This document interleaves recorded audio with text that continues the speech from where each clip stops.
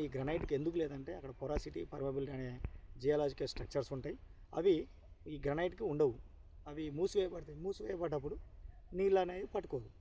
అలాంటి సందర్భంలో ఏదైనా సెకండరీ ఫ్రాక్చర్స్ డెవలప్ అయినప్పుడు, టెక్టానిక్ డిస్టర్బెన్స్ జరిగినప్పుడు, ఎర్త్క్వేక్స్ జరిగినప్పుడు, ఫాల్స్ అనేవి ఏర్పడ్డప్పుడు అప్పుడు మనకు ఫ్రాక్చర్స్ అనేవి ఏర్పడ్డాయి. అవి ఏర్పడ్డప్పుడు ఆ వాటిని ఈ జియో స్కానర్ సహాయంతో, ఇస్రో మ్యాప్ సహాయంతో, మీకున్న 2 ఎకరాల స్థలంలో కావచ్చు, 10 ఎకరాల స్థలంలో వాటి మ్యాప్స్ సహాయంతో ఏ ఏరియాలో జోన్స్ ఉన్నాయి, ఫ్రాక్చర్ జోన్స్ ఉండే అవకాశం ఉందని జియో స్కానర్స్ మిషన్స్ ఏదైతే మన గ్రౌండ్ వాటర్ డిపార్ట్మెంట్లో వాడుతున్న మిషన్స్ సహాయంతో మాకున్న అనుభవంతో అక్కడ డేటా కలెక్షన్ చేసి మ్యాప్ ప్రిపేర్ చేసి అక్కడ బోర్ పాయింట్లు ఇవ్వడం జరిగింది. సక్సెస్ రేట్ అనేది గ్రానైట్ ఏరియాలో అసలు గ్రౌండ్ వాటర్ డిపార్ట్మెంట్ వాళ్ళు 60 to 70% మాత్రమే ఇస్తాము.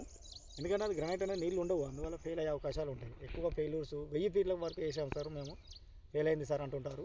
దానికి కారణం ఏంటంటే అదొక అక్యుఫ్యూజ్, అంటే పొరాసిటీ పర్మబిలిటీ లాంటివి ఉండవు కాబట్టి బోర్లు ఫెయిల్ అవుతుంటాయి. రైతులు ఈ విషయం తెలియక గుడ్డిగా చేసుకుంటున్నారు, ఫెయిల్ అవుతున్నాయి. ఫెయిల్ అయిన తర్వాత మమ్మల్ని పిలుస్తారు. వచ్చిన తర్వాత మేము రిపోర్ట్ ఇచ్చేదాకా కూడా 2 రోజులు సమయం తీసుకున్నా ఆగరు.